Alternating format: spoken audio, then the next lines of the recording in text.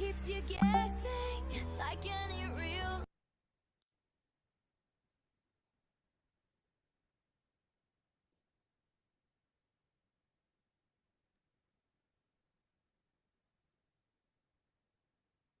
Welcome and greetings, folks. Whether you're watching us across the US or from around the world, we're happy to have you joining us here for our kickoff of our new parent and family orientation.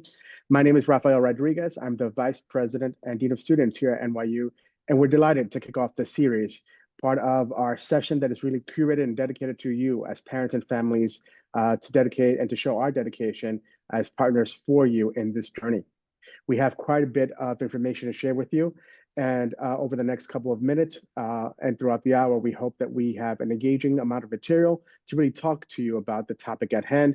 And then we're going to spend some time, of course, taking your questions afterwards. But before we get right into content, I just want to take a second and introduce my colleague, Dalen, who's a new member of the Office of Dean of Students. And I want him to share a little bit about his work and what he'll be doing over the coming weeks in partnership with you all as parents of our incoming students. Dalen.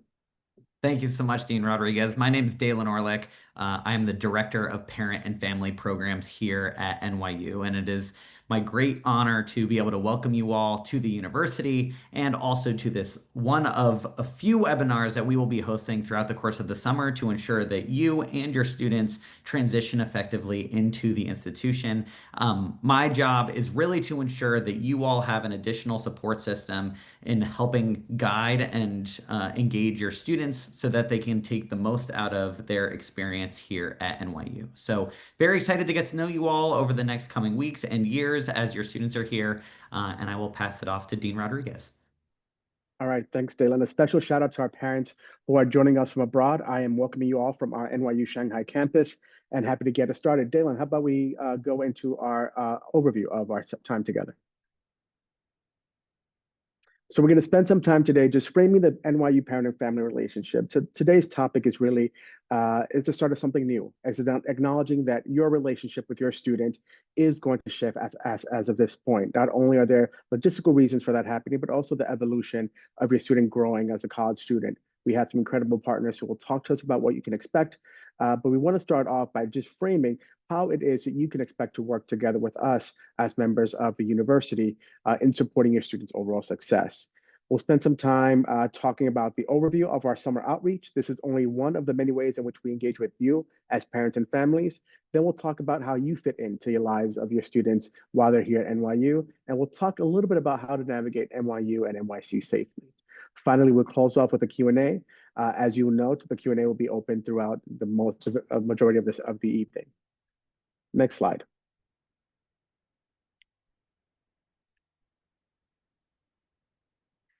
So again, I said we wanted to spend some time just framing the parent and family relationship. Now, as you all know, you've likely been involved parents in your students' experience at the high school level. The reality is that the role that parents will play at the college level, it's a bit different. So what our relationship is and our commitment is to you all as parents is that we will work with you, with both parents and families to be supportive partners and making sure that we're going to empower your students' journey and their holistic success, attending to all the parts of their well-being while they're here. We try to do this and accomplish this in three ways. First, it is our responsibility and our goal that as a result of what we do here in these webinars, our newsletters, and our continued engagement, that we are able to provide to you a sense of what the university life experience is like. Whether you have attended college a long time ago or you haven't attended college, the reality is that life for today's college student is much different than what many of you have known or understood. So our responsibility is to help you understand what you can expect and what that experience is. The second part is our hope to help you be a compass. So giving you the tools you need to support your student success. Now, we intentionally use a compass versus a GPS, because what we don't want to do is, I often use the analogy of Waze, which is a navigation app that I personally love. Waze tells you where all the speed bumps are, where the gridlock is, how to avoid law enforcement if you're trying to avoid law enforcement, how to avoid traffic jams. And it makes it easy as possible. But the reality is that part of the college journey is a growing journey, is one that it's going to come up with stumbles and it's going to come up with bumps. And we need those moments. So what we want to make sure we can do is empower you to be that true north for your student, to let them know which direction to go in while allowing them to navigate and get through all those stumbling blocks that will come as a part of the college journey. That's where the true learning happens. And finally, our goal is that as a result of what we do with you throughout the coming years, that we help develop and establish a sense of Violet family pride. Next slide.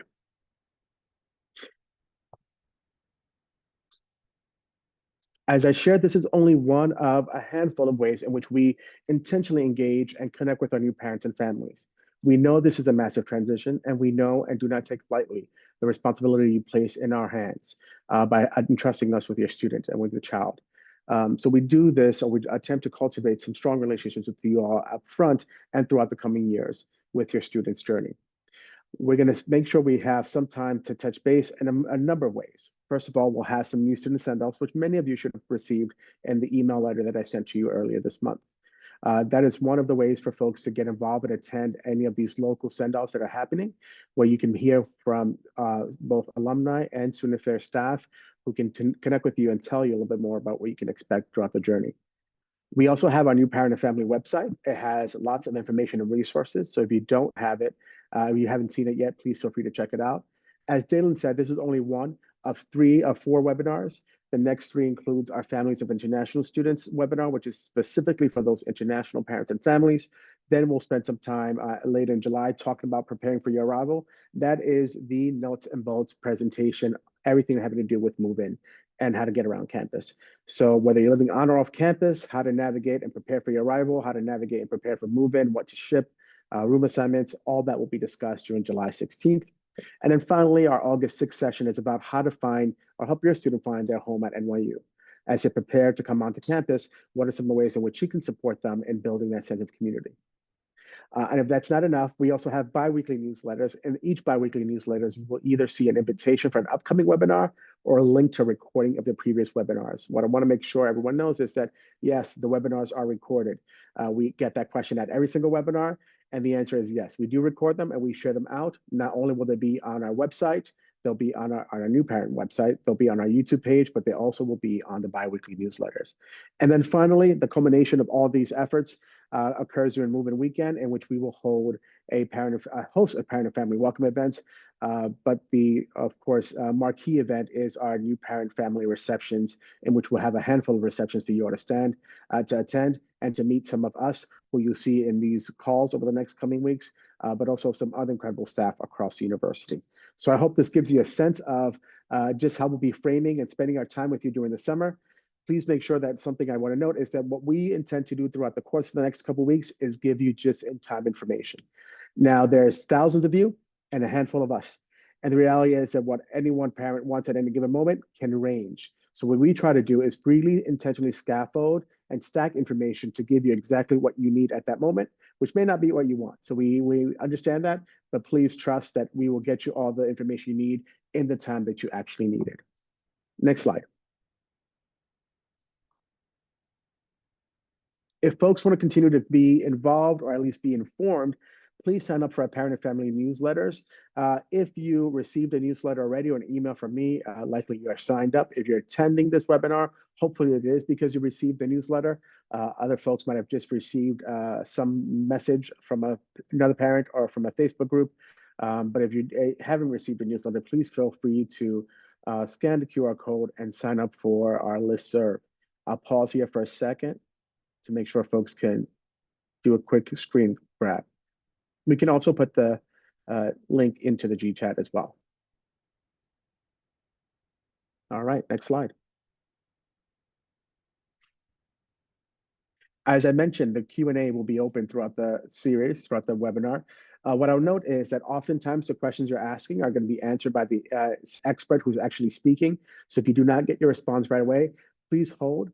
I trust you. Trust me, we'll get to it. It's just that the person is currently presenting. So if you could just ask your question, there's no need to ask it multiple times. We will absolutely get to it once we're done presenting. I will also note that throughout the next couple of weeks, we'll have very focused webinars. The experts on our call today are going to be speaking about your students' transition, but also campus safety. So I'm going to ask that we limit the questions to just those 2 topics. Otherwise, unfortunately, we will not be able to answer your question, but we can refer you to someone who could. We also are going to ask folks to encourage you to ask general questions. If they're very nuanced and specific questions that are related to an individual case, we will not be able to answer that. Okay, so with that said, let's move along. I have the pleasure of introducing two incredible colleagues. Our first colleague is Zoe Raguzios, our Vice President for Student Mental Health and Wellbeing, and Matt Shalosky, who's the Associate Director for Communications and Engagement and NYU Campus Safety. I believe we'll start off with Zoe. Next slide. And Zoe is one of our incredible colleagues. I am very lucky to get to work with her. Not only is she transformational in the work that she does around caring for our students and creating systems and processes and a culture that really helps our students flourish and really tends to their well-being. She's very well known in her field, but also very well respected across campus. So I'm and trusting that you are in the best of hands with Zoe, who's going to share some incredible information around how your relationship with your student will evolve and how you can best cultivate that while they're gone. Zoe. Thank you, Dean Rodriguez, and hello, parents and families from New York. I'm Zoe Raguzios. I oversee student health and well-being here at NYU, and I have been in the world of health at New York University for many years. And during these years, I've probably had thousands of conversations with parents. Most of them want to know how to stay connected and keep their students safe while also letting them experience this important next phase on the road to adulthood. So in this session, I'm going to address some of the thoughts I've collected over the years that other parents have found helpful, and I hope that you do as well. Next slide, please. A lot of time is going to be spent congratulating your student for getting here, but I'm pretty sure they had some help along the way. So I wanted to take a moment to say congratulations to all the parents and families here this evening who got their student to NYU. Take a moment to acknowledge all of the big emotions that they and you are feeling right now, but ultimately trust your student. Your care and attention got them to where they are today, and now you're on this new road together. Next slide, please. As funny as it might sound, one of the most important conversations you're going to have this summer with your student is about communication. Communicate about communication. It's really the way that you will move forward in a way that is satisfactory both for the student and for you, whether it's by text or FaceTime or phone or Zoom or letters, whether it's once a week or once a day. We have no preference as long as you agree and it's helpful to both of you to stay connected. Next slide, please. Be interested in what they're learning, not just the grades they're getting. Ask them questions about their assignments, about whether they're meeting new people, whether they're making friends, whether they're joining student clubs. Ask them how it all makes them feel. And remember to tell them about what's going on with you as well. They are still thinking of home, even if they're excited to be here. Next slide, please. Students who get involved feel a deeper sense of connection and belonging, and ultimately it's this security and confidence that allows them to do better academically. So encourage your student to connect in any way they can while they're at NYU. Next slide. We know that health and well-being and safety are paramount. If a student is not feeling well, they simply won't be doing their best. Encourage your student to see a counselor if they need to. But over and above clinical services, we want students to eat well, to sleep well, to give back to their community by volunteering, to take time for themselves. This is a busy city, and we really mean this, and I'm going to talk more about that coming up. All of this will nourish them and will make them more able to focus on their academics as well. Next slide, please. There are so many sources of academic support here at NYU, including you. Talk through their assignments with them. What do they want to learn from a particular assignment? Encourage them to write to their faculty, attend faculty office hours, ask for additional tutoring if necessary. Ultimately, help them find their balance between academics and everything else that will make up the college experience. It is this balance that's going to make them successful here. Next slide. The next few slides are going to be about decision making, and making good decisions for any of us all the time is quite tough. If you have expectations around how students are going to spend their money while they're here, now is the time to be having this conversation. Getting them on the right road regarding expenses will relieve you and them of unnecessary stress down the line. Next slide. The same is true for personal safety. New York City is a safe city, but it's a big city nonetheless, and we want students to look out for themselves and for each other. The best tip I can give here is for students to stay together when they go out. Leave with and return home with the same group of students. And my colleague Matt is here with us and will speak about campus safety in more detail after my remarks conclude. Next slide, please. We know that this is a time of exploration for students, and having a proactive, open conversation with your student about alcohol and other drugs is very important. What are your expectations in this regard? Empower your students to say no if they don't choose to engage with substances. This is New York City, and there is a lot to do without them. And if they make a mistake, be open to talking to them about how they can do things better and differently next time. We all have a world of decisions and choices to make every minute of every day. Help them figure out how to make the right ones. Next slide, please. The same is true with sexual misconduct. Students should know that NYU policies and New York state and federal laws require affirmative consent, and we require that students respect each other and their decisions around sexual activity. Students should know that it is safest if they stay with their friends when they go out to socialize. And if they need us, we're here for them 24/7. And beyond misconduct, we want to teach students how to have healthy relationships of all kinds, romantic or otherwise. There are workshops they can attend about healthy relationships and bystander intervention all throughout the year, and we encourage them to get involved. Next slide, please. As exciting a time as this is, it is also a stressful one. And you can expect your student to feel stressed at some points during the semester. We have to also remember that even students who are quite adept at time management, social skills, and managing their own decisions and emotions might need refreshers because this is going to be a new environment for them. We want to avoid students feeling overwhelmed as much as possible. Next slide. And so how do we do that? We should encourage students to create a healthy adult lifestyle for themselves that centers around their academic learning. This is primarily what they're here to do, and that has solid social support comprised of new friends and old friends and their classmates and their faculty and their family and you as well.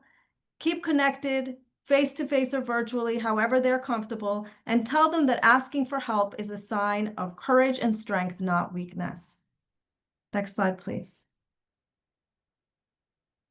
This is a list of the kinds of people to whom students can turn when they need help. From counselors to spiritual life advisors, from faculty to athletic coaches, from residents, life staff to the doctors and nurses at the Student Health Center. There are so many people who have chosen a career that helps students thrive.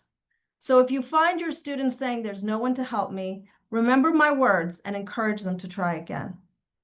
Next slide, please. We have a 24/7 counseling support and emergency response hotline for students.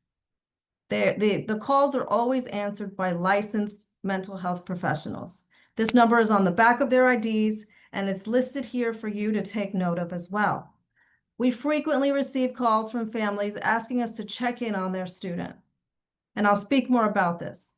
We really mean it when we say that we want students to use this number to ask for help. No problem is too big or too small to call a counselor and talk it through. Next slide, please. We need your partnership to ensure that your student has the best experience here. If you're concerned about their mental health or you notice a change in their behavior that you'd like to discuss with us, please call the Wellness Exchange yourself and talk to one of the counselors. You should know that students over the age of 18 have a right to confidentiality, but we can certainly hear from you and speak generally about our services and how we can assist. We will request a release of information from your student if you're inquiring about their health information. And to navigate to that form, if you'd like to see it, or if you'd like your student to think about signing it in advance of their arrival here, you would go to NYU and then to students, then to health and wellness, and then to patient resources. And I'll post the link at the conclusion of my remarks. But that's an option. Just wanted to let you know that that form is available if you'd like your student to think about signing it in advance. Next slide. And one of my biggest sources of advice for you today is that they still need you. This is a different phase for sure and a new journey, but you are as central as you ever were, just in a different way. Stay connected to your student, trust them, believe in them, call us if you need to. Next slide. And so let me say a little bit about the Student Health Center. It's an impressive facility with a number of different specialty services that we offer. Some of them are listed here. I won't read them aloud. Next slide. And here's a listing of some of the physical and mental health clinical services we offer to our students. I'll pause for a moment as you peruse them. Next slide. And which students can use the Student Health Center? The answer is all matriculated students, even if they don't have the NYU Student Health Insurance Plan. Note that students will default into the NYU Health Insurance Plan, and there's a period of waiving the plan with a comparable plan that is available if students so choose. And you should pay attention to those emails if you have intention of waiving the NYU insurance so that you're not defaulted into it, if that's not your intention. But nevertheless, students are always able to see providers at the Student Health Center, even if they have a different health insurance. And then we will determine with them the best course of action, whether that's a referral to a provider that's in network for them, or whether that the service they are seeking, such as short-term counseling, for example, is a service that doesn't charge insurance at all, and therefore it doesn't matter what insurance they have. But don't assume that because you don't have the Student Health Center insurance plan that your child cannot use the Student Health Center. All matriculated students can use the Student Health Center. Next slide, please. I just want to shift gears slightly to show you a list of some of the changes you might want to look for in your new college student. You know your child, and you know what behaviors they display during stressful moments. You don't have to be a clinician to notice changes. I encourage you to trust your instincts. Look for changes in usual areas of functioning. That can alert you to a problem. This is a list here of some of the most common areas of functioning that might be affected when students are overwhelmed. Talk to your students if you notice a change, point out that change specifically, and listen to how they respond to you. If you want to consult with us, you can always do so by calling our hotline, 212-443-9999. Next slide, please.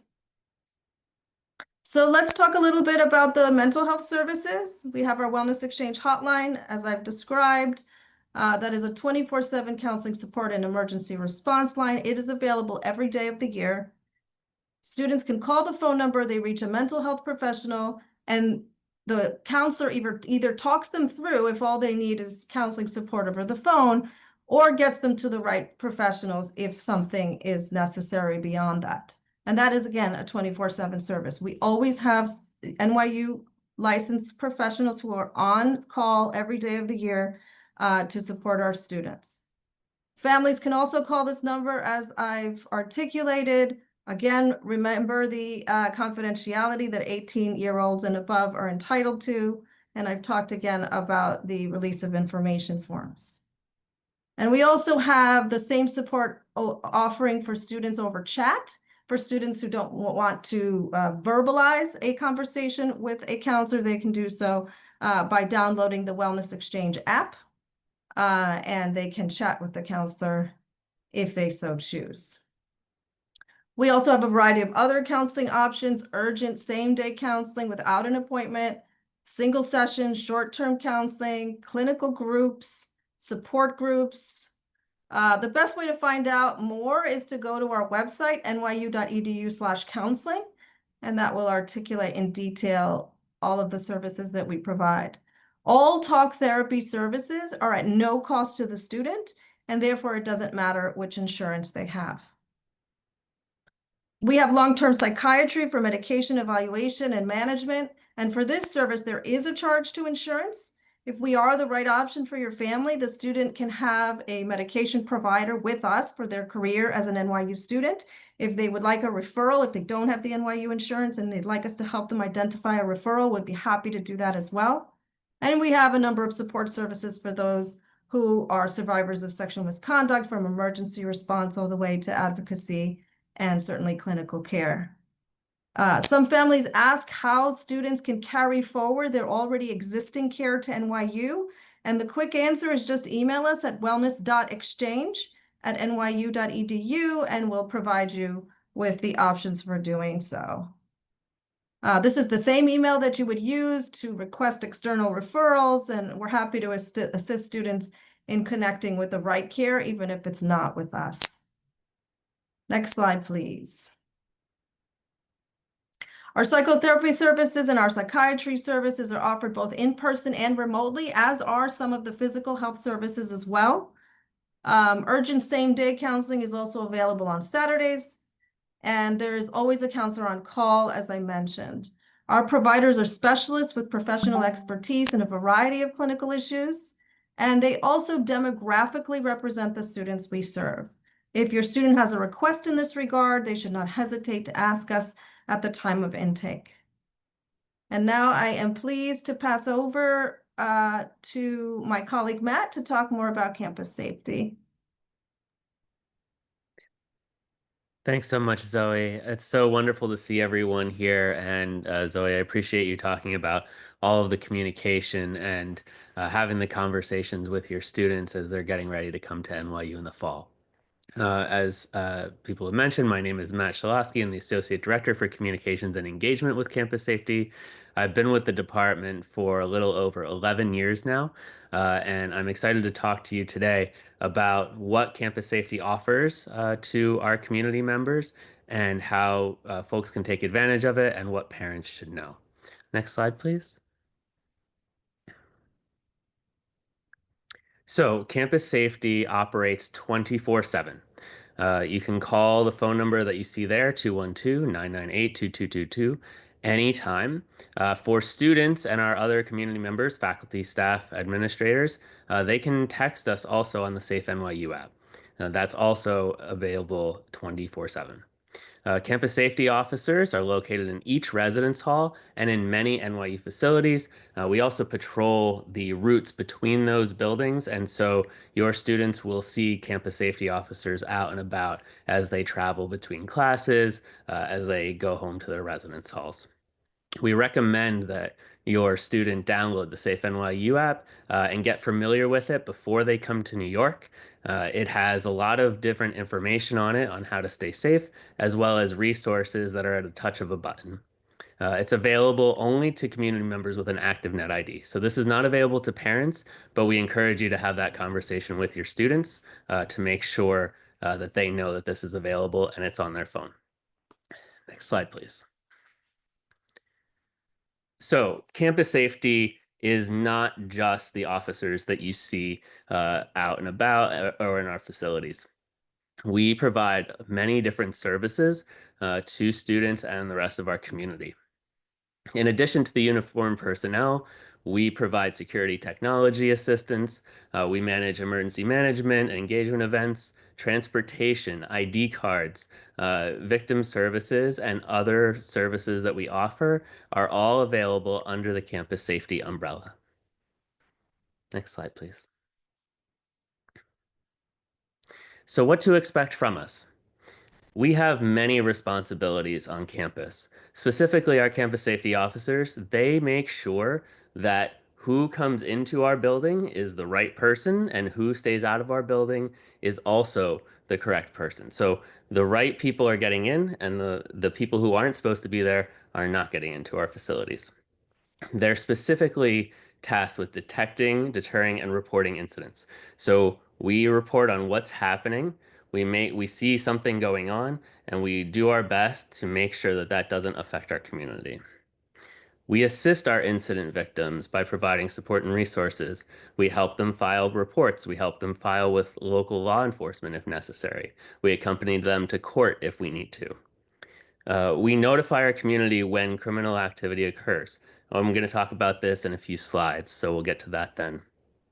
In addition, we have a whole team who plans every day for something that could affect the operations of our campus, whether that's weather related or something else.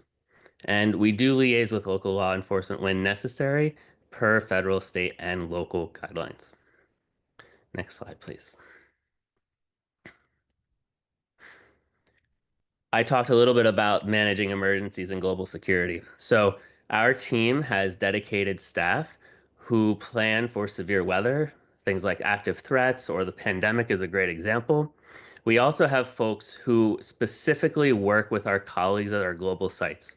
So if you have a student who's going to be studying away, whether that's their first semester or any time at NYU, we have connections there. We work with the security contractors at each location to make sure that the level of service that you receive is consistent, whether you're in Madrid, Florence, Sydney, Buenos Aires, or in New York, Shanghai, Abu Dhabi. All of those locations work together to provide that same level of service.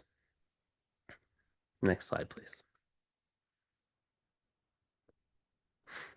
So, to give you an idea of some of the things that we tell students when they arrive on campus, we wanted to share a couple of those with you. So, first of all, being aware of your surroundings and walking with a purpose. So, these two are kind of the quintessential how to be a New Yorker, right? It's not stopping if people are trying to talk to you, it's making sure that you look like you know where you're going. We talk about all of these things in presentations called Safety in the City. And these presentations are integrated into every school's orientation programming when the students arrive. So, one of the great conversations that you can have with your student is to make sure that they're definitely signed up for their Safety in the City orientation as part of their school orientation. So, definitely remind them of that. In addition, we talk about trusting your instincts, right? Your gut. If something doesn't feel right, get out of wherever you are. And as Zoe says, if you're there with friends, everybody go together. A couple other things that we mention are taking your belongings with you when you leave and locking your doors. So some things that maybe they're not used to doing, depending on their current lived experiences, but something certainly in New York City that we remind them all the time to do. We talk about potential scams. We remind them about the Safe NYU app. And of course, making a plan to communicate with your family, friends, and roommates. We understand that things are going to happen, and that's why we're here. We're here to help. So if we're able to work together between parents and campus safety to say, hey, I'm noticing that something's happening with my student, or I heard about this incident, you can guide them to us so that we can help them as well. I mentioned the Safety in the City presentations. We also have additional programming as well that I would encourage you to check out on our website. Next slide, please. So this is just a quick rundown of our resources. You can see the phone number there. That's 24/7. That's the phone number that's on the back of all student ID cards. We also have a victim services hotline that is also 24/7. So if somebody needs assistance, that we are able to provide that to them at that secondary number. You can see other links there for our website, our Safe NYU app, and as well as we are on social media if you'd like to follow us on any of those. Next slide, please. So a little bit more about what to expect from us, and I mentioned this earlier, how we communicate. So campus safety sends notices and information to our community members in several ways. You can see here we've grouped them into 3 buckets. We'll go into more detail about the top 3. The NYU alerts, the Cleary campus notices, and the safety advisories on the upcoming slide. I did mention our social media accounts. Please take a second to follow us there. And on the Safe NYU app, we do push notify as well as text with our students. So in the same way the Wellness Exchange has their app that you can text with somebody from the team, if students aren't comfortable calling on the phone, they can text us through the app as well. Next slide, please. So the types of messages I mentioned. The first one is the one that I'm going to focus on specifically for parents and families. NYU alerts are sent during emergent events, excuse me, and these are to notify the community of a change in operations. You can think of this as a severe weather incident, maybe, God forbid, something like an active threat or any other reason why we would need to change what buildings are open and who can access them. Parents and families can sign up to receive these alerts as text messages for specific time periods. I believe you can sign up for 1 day, 1 week, or 6 months.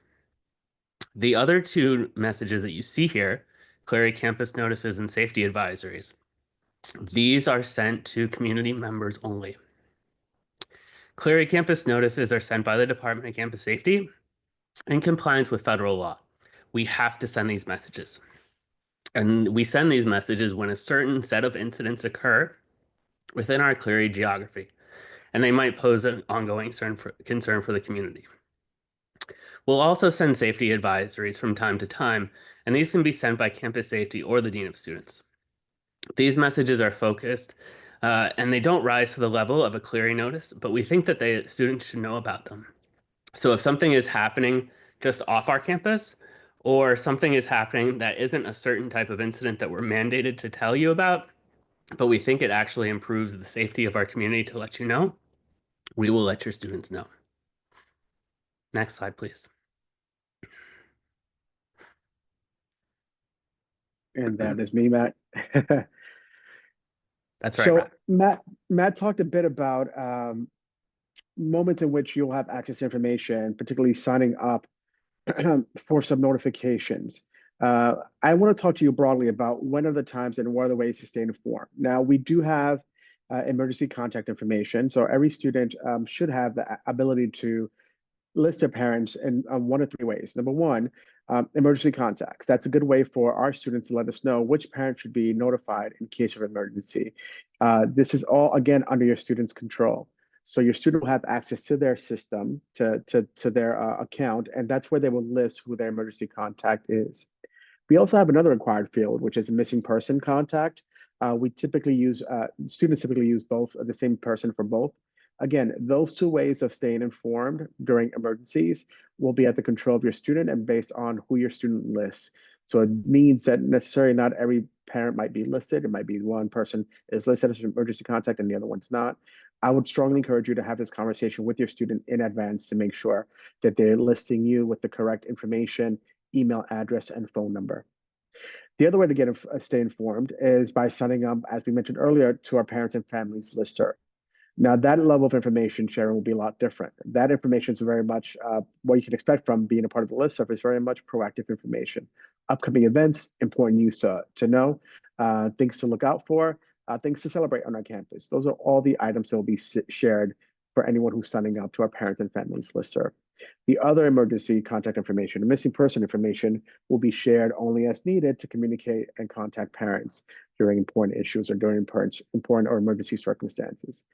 What I'll share with you all is that aside from the NYU alerts that Matt mentioned, which are just broad messages that are sent to the community around emergencies that are happening or urgent issues that are happening around campus, we typically are very clear around who and when we message to parents and families. We are very clear that in a community of 60,000 plus students in the middle of New York City, events and things are happening all the time.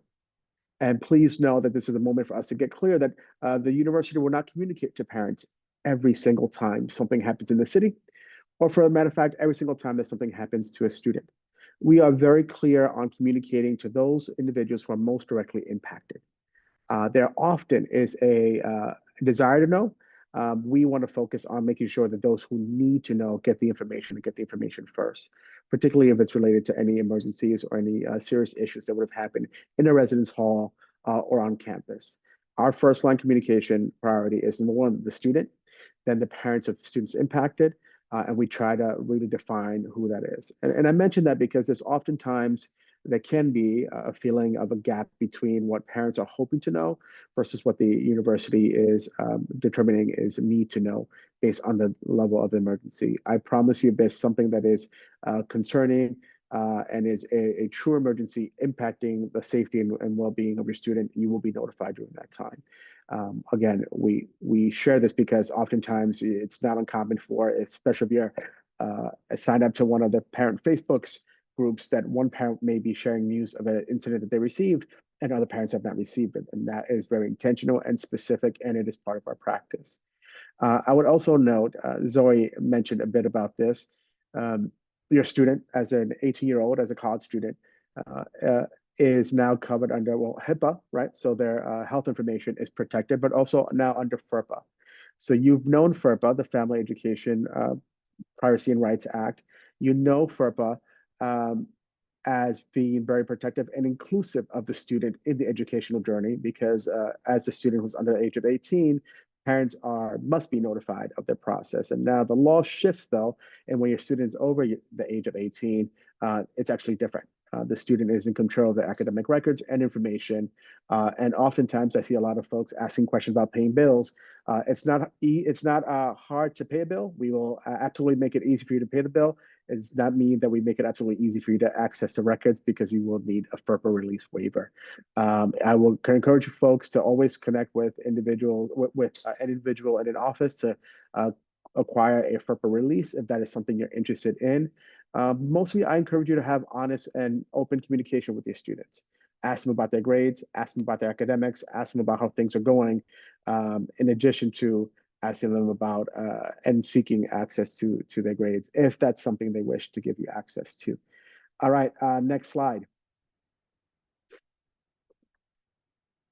Thank you. So now we're going to open it up to live Q&A. I'm going to invite Zoe and Matt and Dalen to join me as we kick it off with some of your questions. Now, that last note was probably not a great one to hear, but it is a real one that Zoe and I and many of us often contend with, right? The realization that your student is now in control of much of the information that not only they receive, but also you receive. And it's a little bit scary, but it's also legally protected, right? So I thank you for being open to that discussion. So Zoe, Matt, and Dalen, we have a few questions. I'm going to kick it off, starting with, let's see here. Zoe, folks are asking if FERPA waivers are acquired through the admissions office, or what's the process by requesting a FERPA or a HIPAA waiver? Yeah, so FERPA waivers you can get centrally through the school. If you're looking for HIPAA waivers, so releases of information, I posted the link for both physical health and mental health. Those forms are different and separate, but I did post the link. I can do so again when I stop talking. And again, many families have the conversation about their students signing in advance. Zoe, I have one more for you.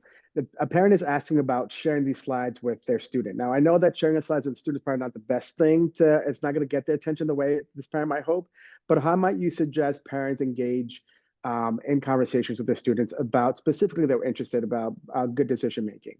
So I can start by assuring you that any conversation we've had with you this evening, we will have with students, and frankly, in much more engaging ways than slide presentations. We do an entire theatrical production for students that is created by students for students. It will take place at Radio City Music Hall. It is a central experience for students once they arrive here on campus, and it will sing and dance the hotline number.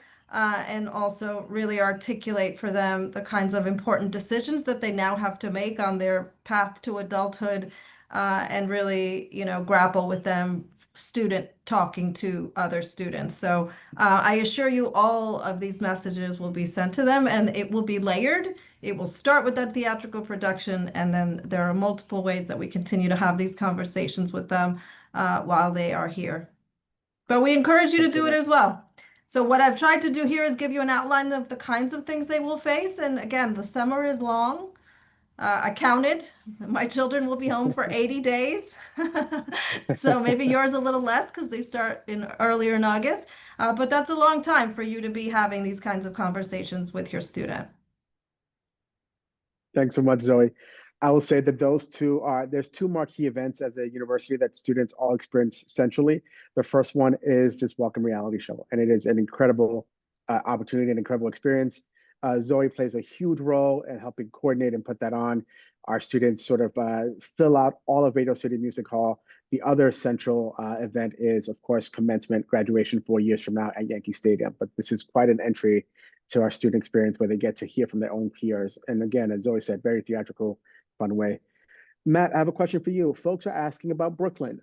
What is the campus safety presence like in Brooklyn? Is it the same system, same process? Tell us more about that. Yeah, absolutely. Thanks, Raf. So the campus safety service, regardless of whether your student is studying at Tandon, at any of the other schools in Manhattan, or they're traveling in between the two, they will not notice any difference in the level of service that they receive. So when they leave their residence hall in Manhattan and they take the either the NYU shuttle or the subway to Brooklyn. When they get there, they will see the same campus safety officers greeting them at the buildings in Brooklyn when they go to class, and vice versa. So there is no change in the level of service. And I think that especially the students in Brooklyn, what we've heard from them is it's a smaller campus over there, but it also gives them the opportunity to get to know their officers that much better, and they really appreciate having that experience with them as well. So yes, the level of service is the same regardless of where you go within New York City to any of our facilities. Thanks, Matt. And can you talk about, this is going to be covered in our preparing for your arrival session, but I'm getting the question now. Can you just speak briefly and give a very broad overview of our transportation availability for students in Brooklyn and or Manhattan? Yeah, absolutely. So NYU provides campus shuttle service during the academic term. It goes from 7 a.m. to midnight, and it goes along 7 routes within the city, including a route that goes from Washington Square to Brooklyn and back. So that service transports about 500,000 students every year. And we find that students really enjoy the opportunity to take the bus, or if they want to take the subway, they can. But they really enjoy taking the bus. It is a free service with your NYU ID. In addition, when the campus shuttles aren't running, we have Safe Ride. And Safe Ride is a point-to-point ride-share type of service that goes between NYU facilities only. So if you're studying at the library and want to go back to your residence hall at 2 o'clock in the morning, or you're coming back from one of your other friends' residence halls to yours at 2 o'clock in the morning, or 4 o'clock in the morning, or 6 o'clock in the morning, whatever time it is, that service is available to them. That service is also free, and there is a dedicated app for that as well. So if your student searches for the Safe Ride app from NYU, that will come up on their phone as well. Thanks so much, Matt. I appreciate it. And if you want to learn more about the transportation offerings and NYU Safe Rides, please join us again in the Preparing for Your Arrival session. You can go online and find out yourself on your own as well, but we prefer that you join us too so we can spend some more time with you in the coming weeks. I believe that's the July 16th session, right, Dalen? Yeah, That's thank correct. you. I'm going to please save Zoe a little bit of a headache here and say that, folks, if we have very nuanced questions related to insurance, your specific eligibility, whether your insurance is waived or not waivable, I am going to encourage folks to please use the link we put in the chat earlier regarding additional insurance information. It is a robust, comprehensive web page. It even has a video. I'm going to encourage folks to spend some time reviewing that. It has many of the information that folks are asking throughout the chat specifically related to insurance. There are some questions around dorm room assignments that always occurs. So I will speak about this broadly, that our room assignments begin to happen in the in the end of June, middle of July, and it'll occur on a rolling basis. You'll see that at some point, a big chunk of our students will have room assignments, some will not. That is always a cause of concern for some, but I promise you do not. By the time 2 weeks before move-in, everyone will have a room assignment, right? So some of this happens as folks leave, as folks decide to change their mind and new folks come into our community. We do assign those on a rolling basis. but those will be assigned shortly. So please stay tuned. And that's also when you have the opportunity to sign up for a move-in time. It cannot happen before that. The other piece is that with the exception of Stern, that has a different advisory model, your students should be informed of their advisor already, if not shortly. So please ask them to check their email. I have a question here from a dad saying when can they expect to speak with their advisor? You fell in the trap, so you cannot expect to speak with the advisor. It should be your student who speaks with the advisor. That's how we're going to start doing the transfer and the handoff already. But your student should have that information in their inbox, unless they're in Stern, in which they have advising meetings. So they have different dates of advising blocks where they'll jump in and join on a Zoom session, and we'll connect with an advisor, whoever is available at that time. And of course, we see a lot more questions about HIPAA and FERPA forms. Those are in the chat. Let me see if I see anything else. Ref, there's a couple of questions about orientations happening for students who start their new semester abroad. I got a question about Florence, I got a question about London, and I just wanted to assure families that our global sites who accept freshman students have their own comprehensive orientation that includes everything that we've talked about here and specific information related to the cities that the students will live in. And they while they cannot see the reality show live, many of them use a recording. And so the students are able to, experience that as well. So I don't want families to worry whose children are not starting in New York. They will get a comprehensive orientation as well. Thanks, Zoe. Nice catch. Anything else that we're seeing? All right, folks. So we answered many of your questions. We look forward to seeing you again at our next session. Our next session will be July 16th, focus on our preparing for arrival. If you're a parent of an international student, that session is happening much earlier. Dylan, that session is happening Yeah, it's happening July 10th at 10 July o'clock 10th. in the morning to accommodate international schedule times. Which I promise you is well appreciated. But again, our formal session for those who are not international, parents and families of international students will be July 16th. Be preparing for your arrival session. We thank you so much. Again, we do not take lightly the responsibility and the trust you put in us. I want to thank my incredible colleagues for doing such a great job of helping frame both the parent and family relationship with you and the university, talking a little bit about what you can anticipate in your students' transition, but also talking to us about safety here at NYU. Again, thank you to Matt, thank you to Zoe, and Dalen, thank you so much for organizing not just this webinar, but for all the newsletters you've been pushing out. So thanks everyone and have a great night.